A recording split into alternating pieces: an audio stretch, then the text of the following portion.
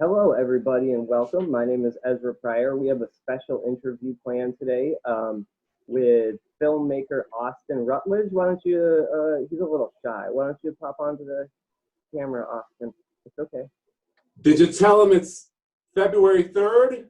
It's February. What a bad interviewer I am. They needed to know that it was Wednesday, February 3rd, because that completely colors the way this interview is going to go. That was sarcasm. Let's see your face, though. I don't need no calendars. I don't need to know the date. You're like Flava Flav. You tell me what time it is. I can't see your eyes, Austin. Reveal yourself. I was going to, so we're talking movies today, yeah?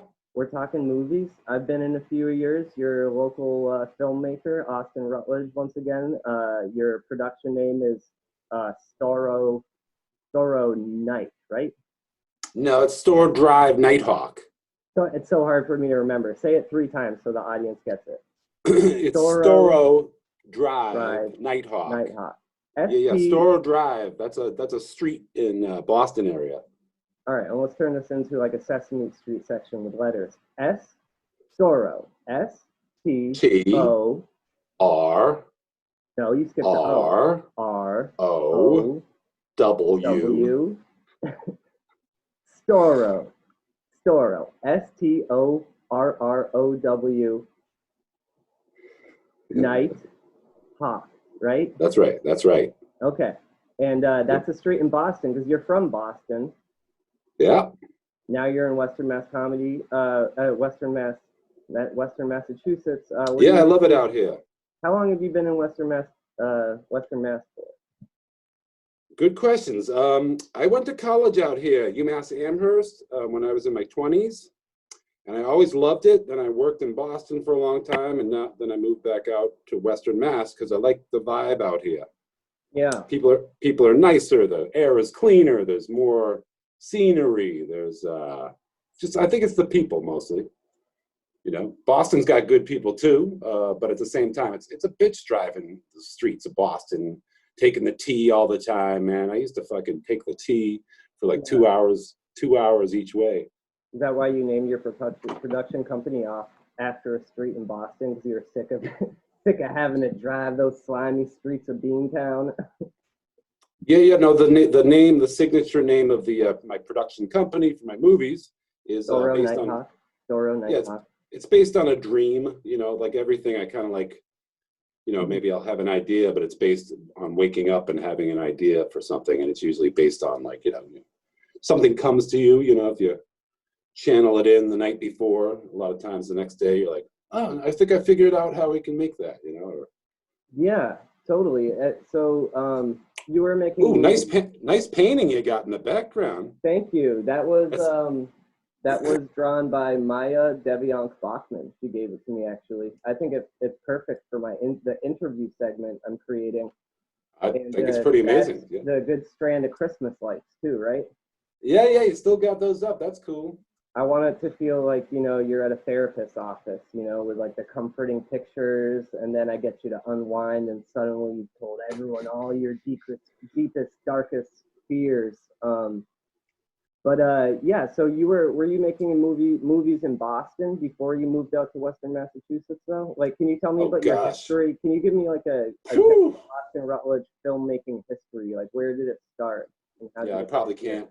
You can't? I mean, well, the thing was, it's like funny. My father taught photography, and that was a big deal. He taught filmmaking and photography in a high school in Wellesley, and he did that. That was his career, And so I was like doing pinhole, I don't know, they send you off with a little Super 8 camera, and I used to make movies back then, and I always put it aside for a long time because I was focusing on girlfriends and bands I was in, and but I always loved the idea of having a camera and making movies, right? But you couldn't do it up until 10 years ago without having thousands and thousands of dollars, which I've never had. So I've been blessed that in the last it's about 5 years ago I really started. Yeah. I had made a movie in 2001 with my girlfriend at the time. That was a really amazing movie that we made, and then we never made another one.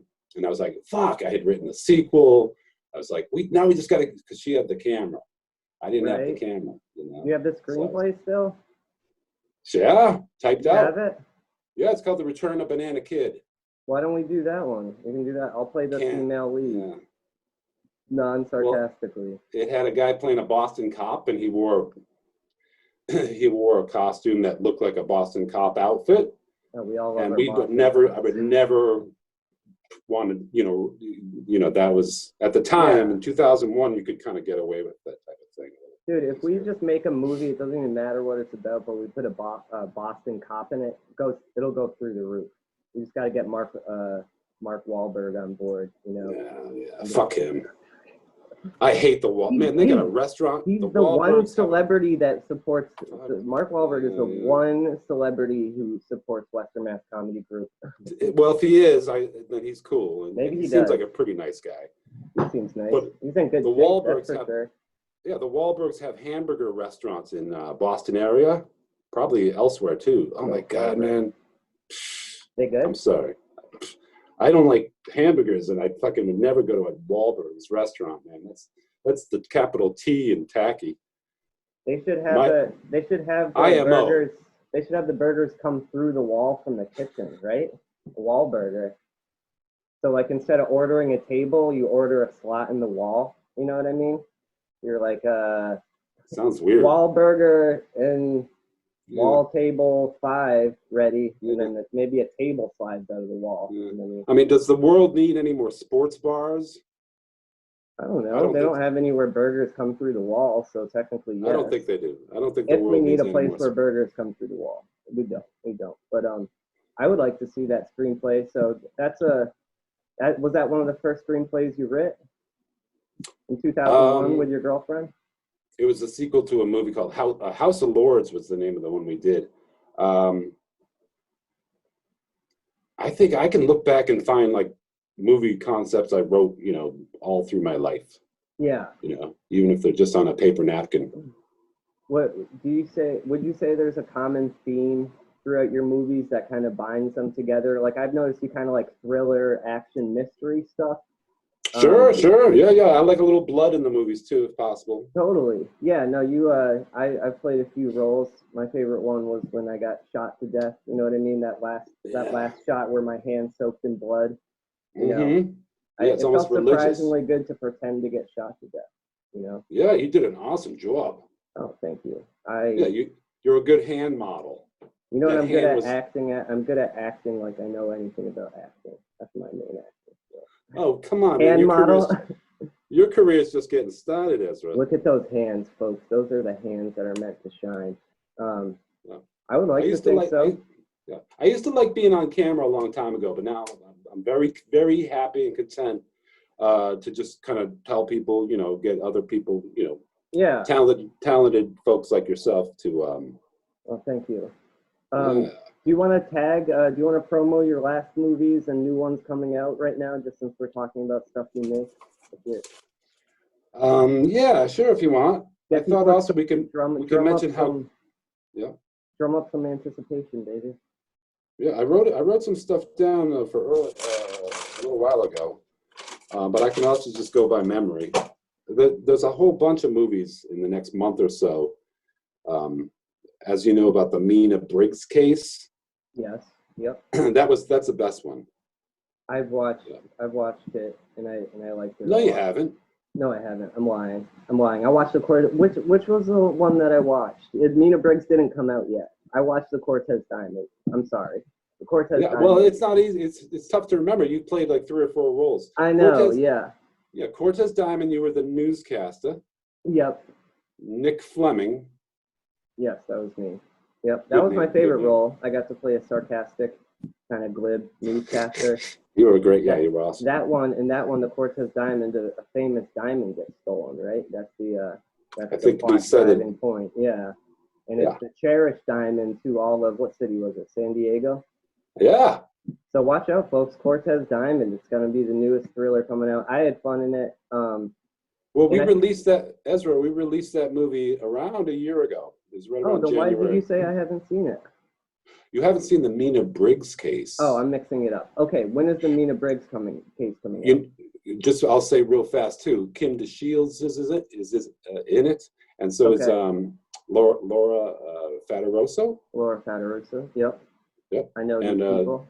Lord Russ is in it too. You're in it. You're in a small role. I have a small role on this. You played Jones. Remember when you were playing Jones? Yeah, I play a secret agent, right?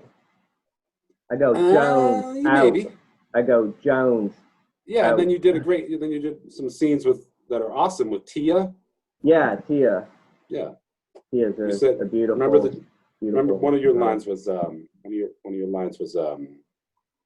me and Mina. God, I gotta like lubricate my mouth here. Me and Mina go way back. Oh yeah, and I'm not talking pushback car seats in the back of a car back. Yeah. Good. Austin comes with the comic dialogue. Okay. I know.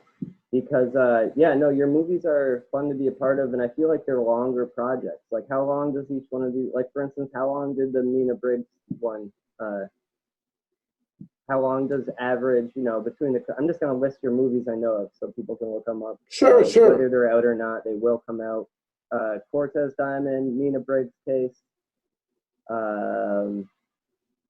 there's a third one, I think, that I'm forgetting. Well, the MINA Briggs case hasn't been released yet. That's the one I'm promoting. But I know. 55 minutes long. How long did it take for you to write, film, and edit? I mean, because I know it's not released yet. Now I know the MINA Briggs one. Sometimes I can turn around a movie in like 3 months. 3 months. Okay. For the MINA Briggs case, we're talking 2 years. I shot it about 2 years ago. Yeah, that's what takes up most of the. Hold on, let me think. So, how do you write these? Do you write them one scene at a time, or do you write them like all in a big long? In like some writers just kind of hunker down and bang it out all at once, and some kind of write in bits. Do you have a way that you write? Another awesome question. I don't like to overwrite. Mm-hmm. So like I'll get an idea and I'll be like, let's keep it loose and just kind of structured around this type of concept. Yeah. And I like that. Yeah. That's more fun. That's what I was gonna promote about you as a director that I really like is that you support Western Mass Comedy Group in this really cool way because you find local talent. For instance, from the Northampton comedy scene, you found me, you found Laura Boney. And you encourage improv. And most of the shoots that I've done with you, you have the idea set, but you encourage people to improv. And I like that a lot because a lot of directors are kind of like prideful and they have to have every actor do everything exactly, like every word, right? Yeah, Kubrick. Like Kubrick was great, but he had to have his foot on the. Kubrick's. Yeah, if Kubrick you read about Kubrick, he sponsored a lot of improv. In fact, Clockwork Orange, it's yeah, very, very R-rated movie. Okay. And I think I'm just thinking of Shelley Duvall in The Shining, just painting a big. Yeah, Malcolm McDowell. How he did everything. Malcolm McDowell apparently actually kind of was just riffing when he was doing. Stanley Kubrick had him kind of dance around and stuff, and Malcolm McDowell came up with the Singing in the Rain, and then Stanley Kubrick was like, I love it. Yeah. Then they filmed it, and then Kubrick turned around and got the rights to the song. Mm-hmm. Boom! It's in the movie. I mean, that's a very dark. It's a very dark. I love that one. I read the book too. Yeah, it's a great story. But yeah, I mean, even Arnold Schwarzenegger had a lot of improv. A lot of the most famous lines of dialogue in movies. Especially if you have a great actor or actress, they'll come up with something, and sometimes that's the signature key catchphrase. Absolutely, yeah. No, I agree with that. I feel like there's more than one way to do that, and you kind of ride the line between having an idea and just allowing the thing to kind of color itself out. Because you pick I guess I would say you don't just pick actors, you pick performers. Yeah, you gotta. That's why I love stand-up comedians so much because they're natural. Yeah, natural. Dramatic people. Anybody that has a history of. Anybody who knows me would just say first thing about Ezra, he's just the most natural, smooth, easygoing. I'm doing some self-deprecating. comedy over here. But no, but it has helped with my confidence in performing, actually. So when I say you give back to Western Mass Comedy Group, I think nowadays there was the old thing where everyone has to move to New York City or LA. But I think there's something really cool to you having left Boston, not like Boston's a big, well, kind of a big film city, but to be setting these in Western Mass Comedy Group, and I'm sorry, I keep doing that. I just think more than in Western Mass is cool because you pick lots of cool outside locations too. I kind of wanted to talk to you about how you pick, because you do a lot of outdoor shooting. We shot at Mount Tom, the Poets Tower. We went up to the Poets Tower, and that's a gem of Western Massachusetts that maybe could be like, you know, the sad equivalent to the Green Monster in Boston. But it's a beautiful filming location. I think Western Mass Comedy Group. Do you have a way you scout for nice outdoor filming locations? Just use my eyes, Ezra. Just use your eyes? Okay. Yeah. I was hoping you had some like deep story where you're like, every Sunday morning I wake up with this vicious pain in my stomach and I think I have to find a spot so gorgeous that when I film there it will dissolve away all the pains in the world.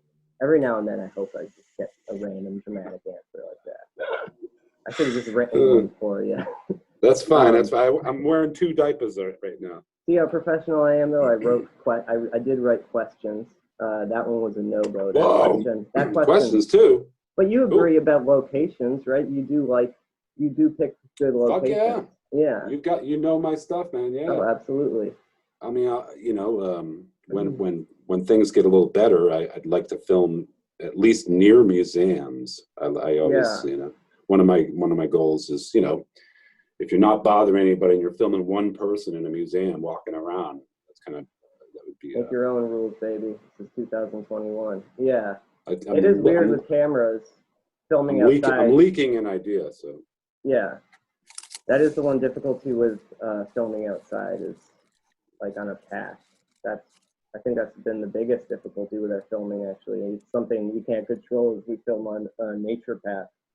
You have to like wait for the people to finish walking past with their dogs before you can be like, all right, take 2. Well, now you have a good sense because it's also nice to get that good audio if you film outdoors somewhere where it's quiet. Yeah. I mean, you know this. Yeah. Thank you for the, I guess I do, yes. I know this. Oh, of course, professional filmmaker. No, I think we should get some of those fake caution signs and just block areas off from now on.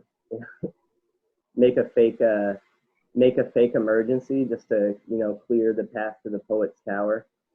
Just an idea. Just a very unprofessional but maybe effective idea. You know, those big yellow banisters you can throw up and people go, ooh.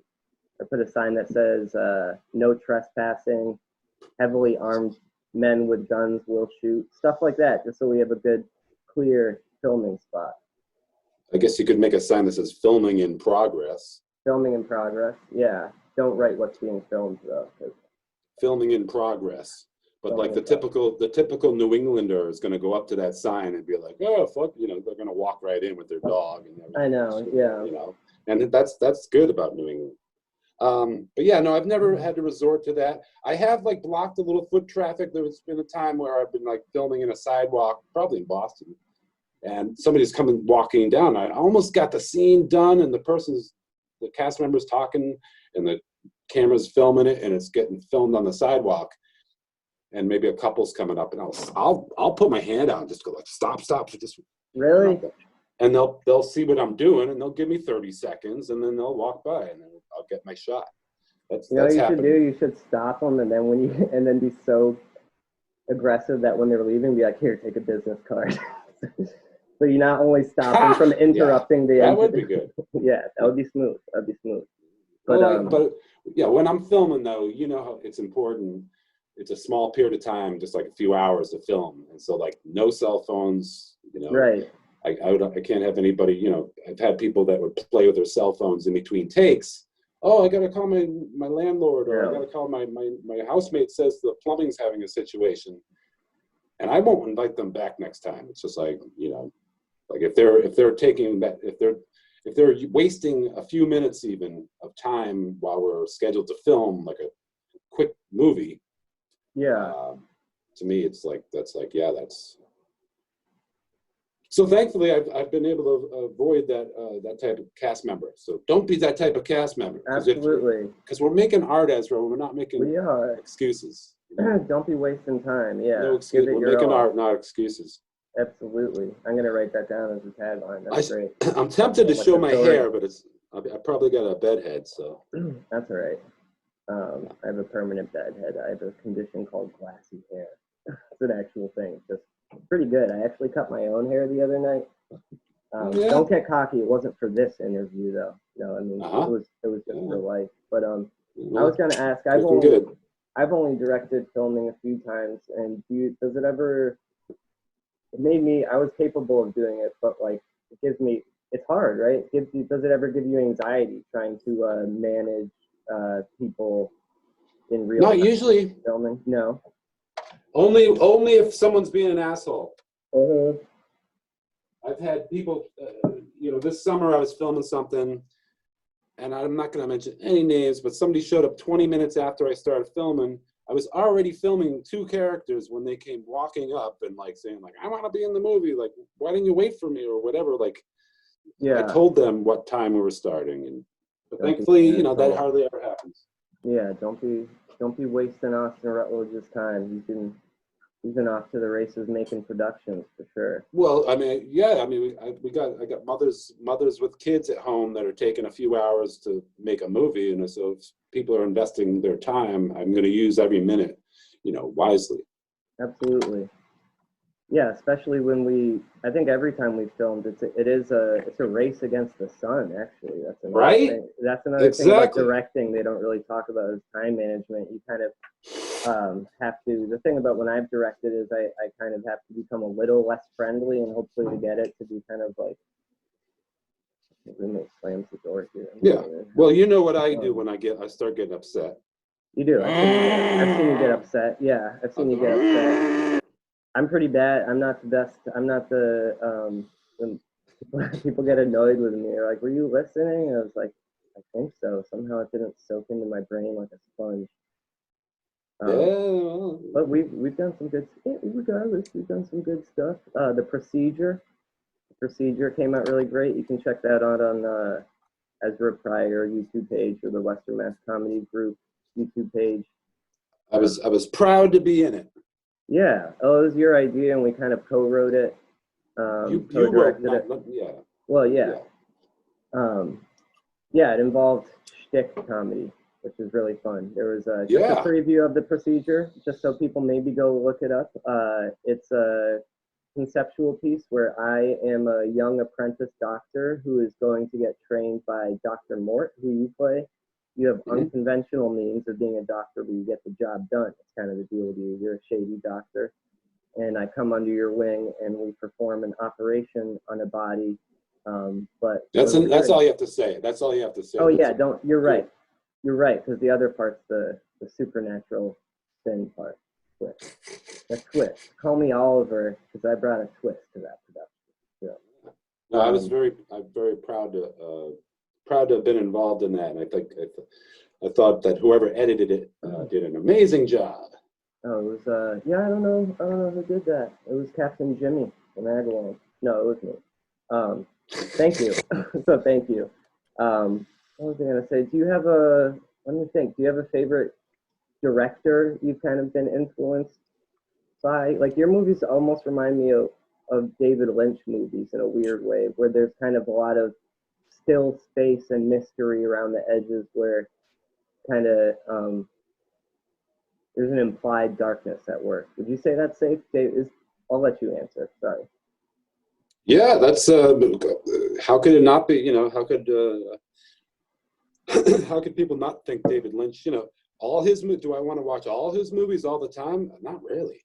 No. But he's made some amazing, one of a kind original moments in his movies, right? Yes, absolutely. Blue Velvet. I love Blue Velvet. Yeah. And Anthony Hopper. No, who's that? Dennis Hopper. Wild at Heart is pretty interesting. And of course, the Twin Peaks series. Oh, the Twin Peaks, that had the hipsters going nuts for years on end. Yeah. I mean, that first season, I mean, it's probably back when you were just you probably weren't even conceived yet, but sometime in, I guess that was the early 90s. I'm not sure. I was conceived. I'm 34 now. Yeah, well, I guess I'm still I can't imagine you watched it live. Yeah, I'm young. If you're an old person, I'm just kidding. No, I'm just saying, I'm being a dick. You're not old, but what was I gonna say? Well, I did watch Twin Peaks. You know, I don't know how old I was, 10 maybe. Yeah. But I was like, I was addicted. Like it was on a weekly basis. David Lynch was having these little half an hour. It was a soap opera. Yeah. That's what. Yeah, and it had interesting characters and little weird things and twists and stuff. And some of the Twin Peaks first season is definitely a big influence. Nice. I nailed it. I was right. Yeah, I was right. That's not the point. But imagine if we had the time to do that. Maybe someday. If we had a budget together, if we had a budget and time to come out with like a weekly show like Twin Peaks, that'd be a huge project. Well, there's nothing wrong with having like little episodes of a series. That's what I mean, yeah, but on a weekly basis, so it was like, you know, something people might actually get tuned into, and because I find delivering content, I'm making podcasts, and the continuity is we're talking about movies, but I don't have anything in the works. You know, I've written a few sitcoms and submitted them. I would love to actually make a TV show at one point, either a sketch comedy show. I've actually submitted, that's a cute cat, submitted the procedure to 2 places. It hasn't won, but I'm glad you did. Yeah. It should have won, man. It should have. Oh, they don't know. They're that's what people who don't win say. They're missing out on us. They are though. We're the real Big Apple, the Big Apple Film Festival. What the fuck are you thinking, guys? Exactly. Seriously. Well, you know, it's some city folks, too big and high and mighty for us Western Mass hobbits. Yeah. I mean, I also want to just solidify too that we don't have a lot of money, you know, and we're making movies independent, you know, sometimes on credit cards, sometimes on selling my comic book collection, you know. That's what I did with the Western Mass Comedy Group too. With all those shows, I just paid out of freaking. I don't have a lot of money, but I put a lot of money into it just because I think I was saving up money and not really doing much with it. And for me, and you do this as well too. You pay sometimes very and well, or not. But you offer opportunities to people as opposed to taking, I guess is what I'm saying. It's a very low. The budgets are low. Let's face it. Budgets are low. Yeah. And to be, you know, in terms of like promoting a movie like The Procedure, which is what, 12 minutes, I think? 12 minutes? I think it's only like 6. No. How long is it? I should know. Oh, you got it. Look it up. I don't think it's 12 minutes. There's no way it could be that long. I wish it was. I thought it was better because it was more on the shorter end. Like, it's a pretty crazy sketch. It's a great length. I think it's 12 minutes. I'm pretty sure. I mean, I'm surprised you don't remember. I wish I could. But I guess what I was trying to say is, I haven't found an avenue where I can send these movies to festivals and things that doesn't cost money. I know.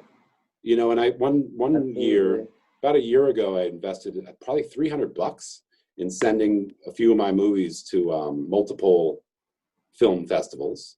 Mm-hmm. And then COVID happened, and I never got a rebate. And I was like, fuck. You gotta contact them because that happened to me too. Not $300, but yeah, that's why I like what we're doing, because we're just making it ourselves and not saying like, oh, it needs to succeed financially or within Hollywood, because obviously we want that and maybe we'll get there, but we don't have a budget and there's so much crowded space that I think we're both good at just valuing the content.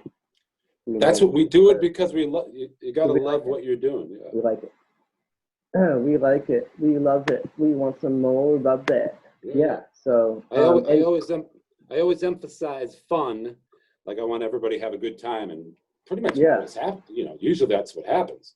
Yeah, absolutely. And then I also, another guilty thing, I guess, what a guilty thing, another important element of my movie making too is that I usually like it to be positive. Like I don't want to tell a story about, child abuse, because like that's how do I say? It's not a story I really want to tell, because I've lived it, whatever. Right. Or domestic abuse, or I don't want to, I like focusing on making sure all the movies, they could have a tragic ending, but there's got to be like an element of, I guess like positivity.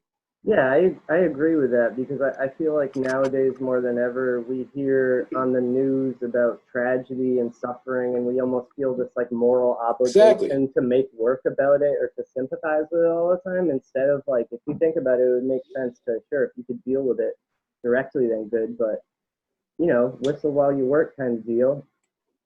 Entertainment that lifts people, Yes. kind of gives them like a little kind of, oh, that's cool. Yeah, I agree. As opposed to like, movie about, death and suicide and, something like, who wants to go see a movie these days, like about like a plague affecting the earth? I mean, I don't think I need to see that, right? Yeah, no, I agree. I think there's a lot more in comedy. A lot of the times, it can tackle those issues in a way that this is a different subject. But I like comedy as well because while you are discussing like sad or things that might make the world angry, you're finding a way to instead entertain people with them. Got to. Any of my favorite stand-ups, they talk about negative stuff, but make it positive. Like any stand-up comic I admire, because what they're saying, if it wasn't in a stand-up set and you were just standing with a guy at a Subway, you'd be like, wow, this guy's really like not that negative or fun to be around. But in the context of stand-up, with one man on a mic, the masters of it, they can take that same kind of neurosis and unhappiness and laugh at themselves. And and stand-ups can act. Sometimes stand-ups can act. Sometimes me, a little bit. Sure, you want to see my sad face? Can't Jason do it right Gallagher now, is funny too. Jason Gallagher is funny too. Jason Gallagher. Sorry. Is it okay if we talk about Jason? Yeah, Jason's cool. Absolutely. Because he was in 4 of my movies, right? Yeah, shout him out. Well, he wrote a sci-fi movie called The Forgotten Spring. There he is. And word is that Jason is editing that one, and I can't wait to see it. And then he was in I'd Rather Be in Bed. Jason Gallagher and Emma Donnelly. Heads up to the Western Mass if you know Emma Donnelly. She's such a great person. Jason was also in a movie with Jessica Jarva. Yep, the space one. That was Hope and Olive. Oh, okay. Sorry, keep going. I won't interrupt. What was the 4th one? I think I'm forgetting one. And he was also in. With you. And then I just want to say too, this is breaking news. I never like to talk about movies until they're finished. Like when a movie's finally finished, boom, like let's tell everybody whatever. But Jason was. Let's just say there's a rumor he was possibly in something I filmed 2 weeks ago called "Make Your Case." I heard some guy saying that last night. I went to 7-Eleven and they went, I hear Austin Rutledge, well-acclaimed Western Mass. He came into Subway and he was Nighthawk talking about production leader has been in cahoots with Jason Gallagher making a movie. That's just what I heard, though. That's just what I heard. You know what we should do? We should hire plants. That's what we should do. We should hire plants. I'm all about stimulating in like a Kevin Smith kind of way, or creative economy, like hire normal-looking chain-smoking voters to like hang out at Cumberland Farms and be like, there's some good movies online you might not have heard about. You could really find some stuff in Western Mass. This guy, Austin Rutledge, yeah, you know what I mean. You mean like driving your station wagon in and opening up the hood in the back, and then like advertising, come on over everybody, Western Mass, we're doing a mic over here. We were actually thinking about doing the PA speakers. Rogue. We were gonna do a road public comedy. disruption open mic. Yeah. Yeah. I was nervous about it, but Jason and I were talking about that first, about buying a performance permit for downtown Northampton Oh, and setting you're up wasting kind of money. setting up like a vaudeville act kind of thing, which would Oh, be dope. no, Northampton's the last place you want to get a fucking permit to do something. No, I know. It would be nerve-wracking. People wouldn't get it. You don't need a permit if you go 10 miles, 15 miles west. Where, though?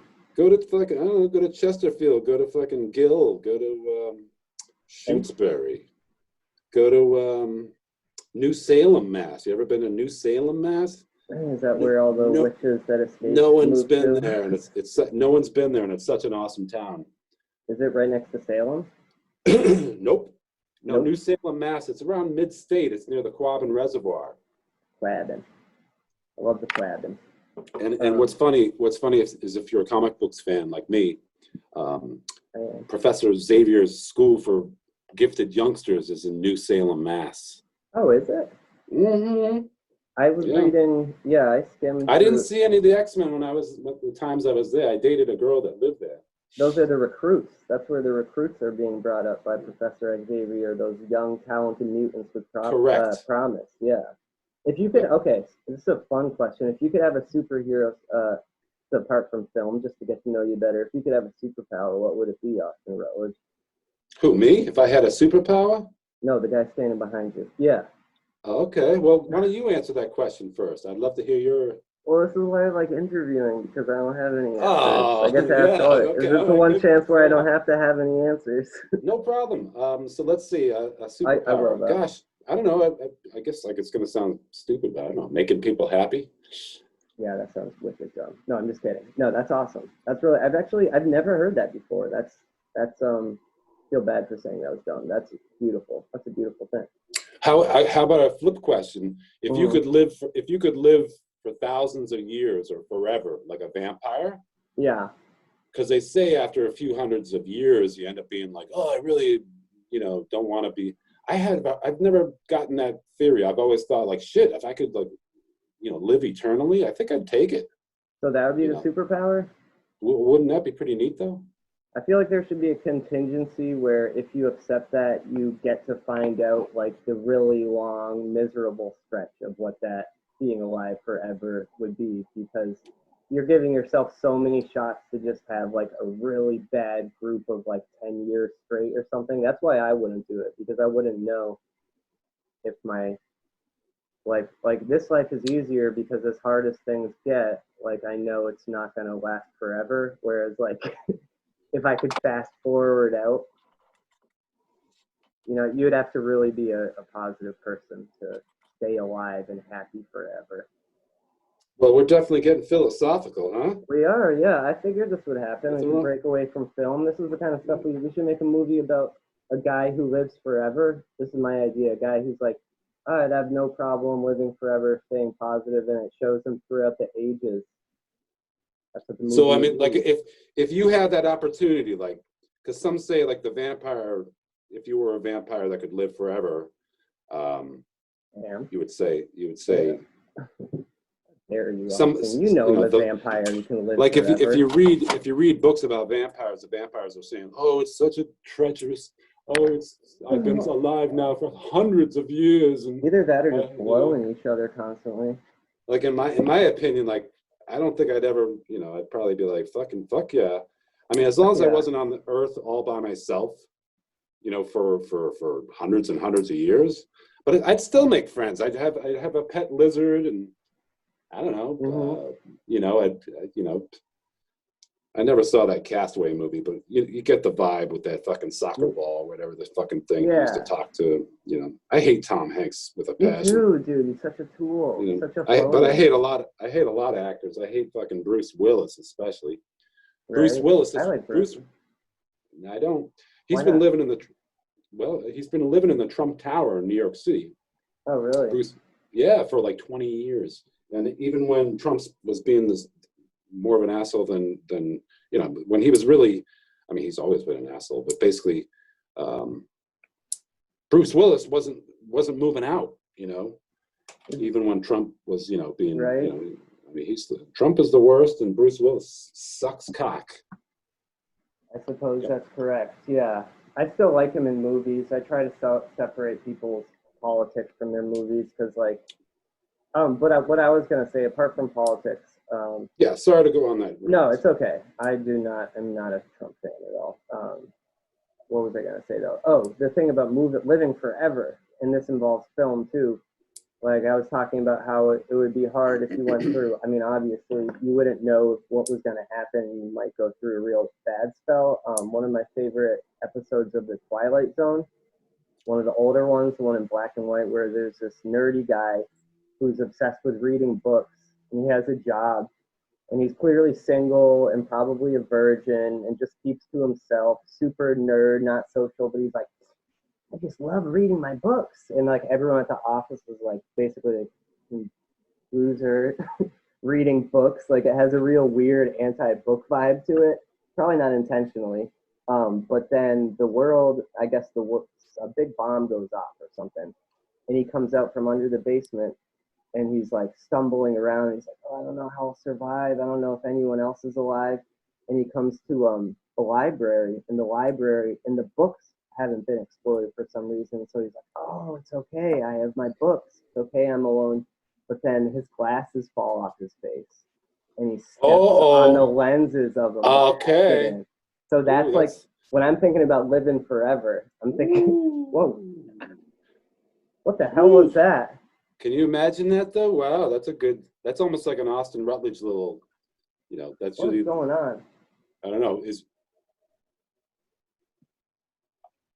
There was just like a weird snake hissing sound coming through. Did you hear that? It sounds a little like a rattle, like very rarely I hear.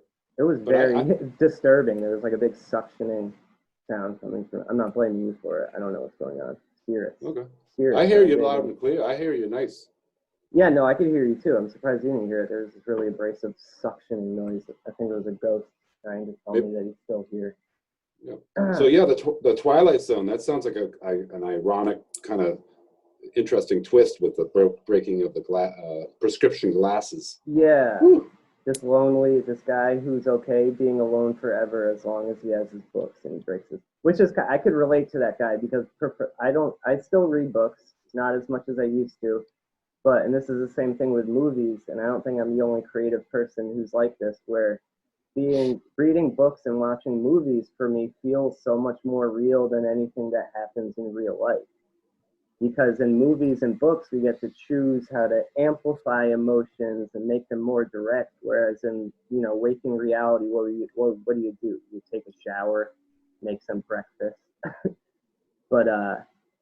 So I'm all about, using movies and books to explore these painful emotions. Not just do that, but I find that while you're saying your productions, you try to make them fun, and they are. There is always people are usually right. We like to laugh and have fun when we're filming. Yeah, but there's conflict in your movies too. There's conflict. It's usually a joking comic, kind of, right? It's comedic, right? No, when there's like in the ones where there's like, yeah, no, it's not all comedic. Not all of your scenes are supposed to be funny, are they? Well, I mean, like in the same way, like Tarantino, like certain directors are kind of like, this is so, a certain way you kind of get, there's a little bit of a comedic element. I mean, Kubrick was hilarious. That's true. If you study Stanley Kubrick's movies, some of them have moments where you're just like that's just like dry humor. Oh, it's dry. Yeah. Well, you're right, because the main character in Full Metal Jacket's nickname is Joker. Right? Yeah. Yeah. There's a lot of lines of dialogue in that movie that were like adapted by culture, and you don't even know it. Yeah. No, it's true. It just filters into the common lingo. Yeah, man. I love movies. So check out Austin's movies on Starro Nighthawk Productions, right? Is that the name of your YouTube page? Well, when you come to Boston sometime, I'll show you the Storrow Drive. Storrow Drive is kind of like a highway area. I think I've been on it. Probably have. Probably, just not noticing. But you don't live in Boston anymore. But I was just there today. I was there. Do you still go out and podcast and do the TV show with those guys out there? Well, thanks to COVID, I haven't done jack shit. But I remember there was a time when I wanted to, but I was so busy to go out to Boston with you to be on some TV show. Some guys. I had got up my there. own TV show. It's been canceled since what, March 12th or March 13th? Are there episodes of that online? Yeah, they're all on YouTube, man. Yeah. What are they called? So I'm trying to direct people to it though. What should they look up? Well, if you go to YouTube and you put in the search magnifying glass and you type in Storrow Drive Nighthawk. Okay. I'm pretty sure that will take you right to my page. Okay. Which is a Storrow Drive Nighthawk. Okay, cool. Is the name of the page. And that's my production company. It has my live TV appearances when I did have a show. I'm going to get my show back when COVID gets better. What was the name of your show? Is there like a crack of thunder in the background? I know. Like, well, cases are going down, so. Yeah. I mean, God. The vaccine's out. For what the vaccine, they made the vaccine. It's hard to be happy, but it's great that the vaccine was created. I mean, for what it's worth, I think America has done actually pretty well, considering the circumstances. I mean, to ask everyone to be safe for a year now, almost a year. I mean, we're we should all get a special place in heaven, man. I'm proud of my community and my a lot of people around me that we all take it seriously. Absolutely. Yeah, I've been working as a licensed massage therapist, and I haven't caught it or spread it to anybody, and that's because of the safety precautions. Are you doing Are you wearing 2 masks now? Two masks. Yep. You're the man. And sanitize everything before and after. Everyone. You gotta wear gloves while you do it.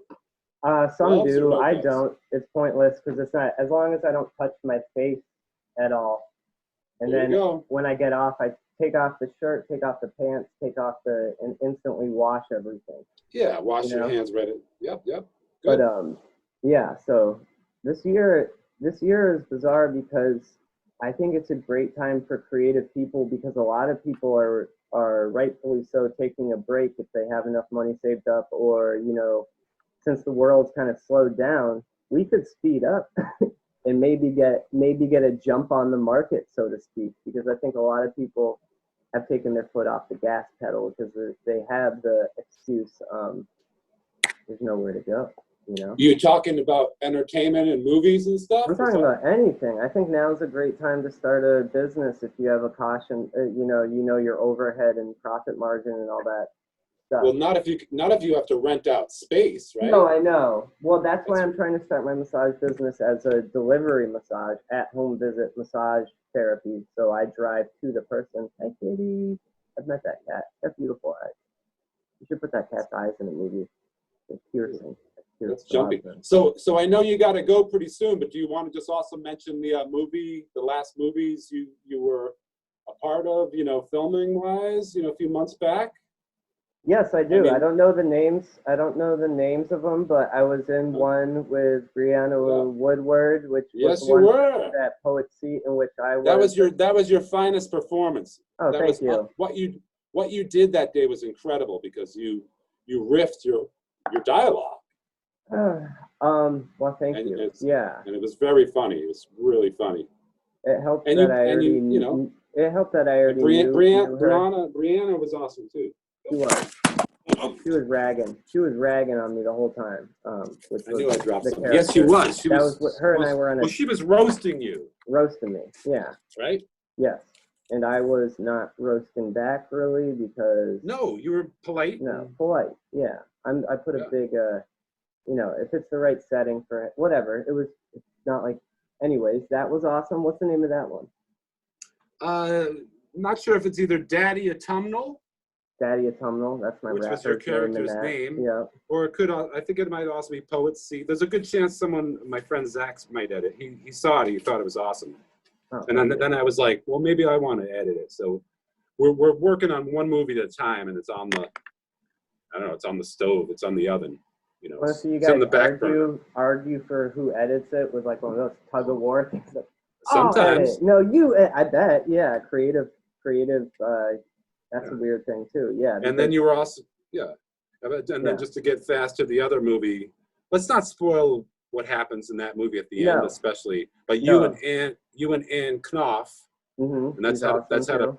yeah, that's how to pronounce her name. It's a German name, Knopf. No. But she's a Smith grad. She's awesome. I Yeah. don't know if you knew that. I But didn't. she's my new. I know. I like working with everybody, but like she and I are on the roll. She's done like 4 movies for me in the last few months, and she's she's excellent. She does the improv. She can do serious. She can do comedic. She's She a can, very pure she can soul. carry the scene. Yeah, she's very pure, and I don't use that word like pure very often, but she does have like, The Shining or something. She's got a great kind quality about her, and she's very, and as much as a creative person can like be like, okay, I'll do this and adapt to what the director is asking really quickly, and also with her own spin. I know that she's very talented at that, so she was fun to work with. Yeah. Remember when she's holding that object and says, "Joseph, I think I can read the inscription." Yes. You I have to tell me. I remember. Yeah. Now what's your line? Oh, am I supposed to remember? I don't remember, Austin. I'm so sorry. Because it was so fun. You go, "What does it say, Vanessa?" yeah. Just Yeah. went suddenly like that. Like you said, you kind of said rude. it. Yeah, I was being like rude to her suddenly. Well, you said it kind of that way, and I just couldn't. That was it, man. Sometimes you crack me up so much. In comedy, random tonal inflection is hilarious. If you can just suddenly change tones. Yeah, let's do it one more time. Okay. Joseph, I think I can read the inscription. What does it say, Anna? Okay, it's Vanessa. I feel like it was actually. It didn't require that much talent. What does it say, Vanessa? You should. What does it say, Vanessa?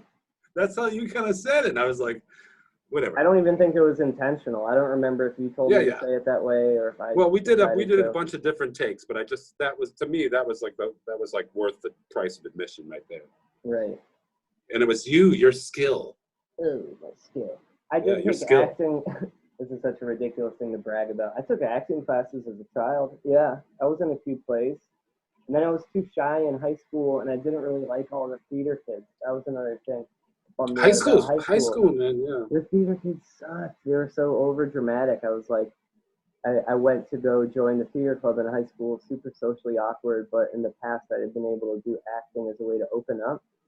But their kind of like off-stage personas seemed like an act too, if that makes any sense. So I was just like confused because feeling like I had to act even when I wasn't acting to be more interesting than. Well, and which high was it? Northampton High? Yeah. I mean that's amazing, right, dude. Well, I didn't. I went. I was not. I went once and barely said anything, then just didn't go back. I think I could have done. But in high school, I loved AV class. That's one thing I loved, and I want to put out the movie that I made in high school. It's not a brilliant production, but like we were given great access to cameras, right? And then they said you can leave school to go film. So like in high school, we like smoked weed and that was the best class in high school because it wasn't like I would just smoke weed. I would write for brilliant productions. I made a rip-off Lord of the Rings movie, for instance, in which Frodo gets stolen by a ring wraith, and I play Merry and my friend plays Pippin, and we have to get Frodo away from the ring wraith. And then we show up in the backyard of my friend Rob's house, and he takes us in, and he's a rip-off of Tom Bartleby or whatever in the Lord of the Rings series. They never put this character into the movies, but I read the Lord of the Rings book. There's just this obsequious, random, kind of bizarre character named Tom Bombadil or something, and my friend played him, except it was Tom Bongabil, and he's really weird, and he invites us in and like gives us, because you look hungry and thirsty, and he just gives us a cup of water that has like lumps of bread floating around in it, and there's a 30-second. It's just super weird, but yeah, making movies is fun, and Yeah, it is, and I'd love to see Yeah. any old movies that you might have made years ago. This is one of the first. That was my first video production. You should put them on your. Speaking of YouTube web, pages. You got your own Ezra Pryor comedy. I know they're on cassette tapes though, so I have to like transfer them cassette tapes. That's how old this is. Only? No. You know, when cameras, you had to actually load in the physical. You mean VCR tapes? VCR tapes? Not VCR, the big, whatever clunky kind? No, the small ones. Here, it's right in my desk. Oh, because I got a friend who can transfer those if you need. I can do it too. I just haven't gotten to it. You should. Yeah. Okay, well. You don't have to find it. No, I know. I want to now. Is it high 8? It's not high 8, is it? My girlfriend used to shoot in high 8. It might be high 8. Probably low 8. Probably low 8 because my budget was so low. Independent producer style. Cool. Well, I don't know if there's anything else that I think we talked about all your past projects, all the future projects. Yeah.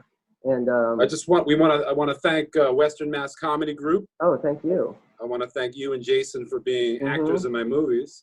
And we're gonna do more. Yeah. Oh yeah. Hopefully, sometime down the future, Who knows what will happen down the pipeline? Maybe we'll be famous. But the confirmation was received yesterday, so be on standby for the possible date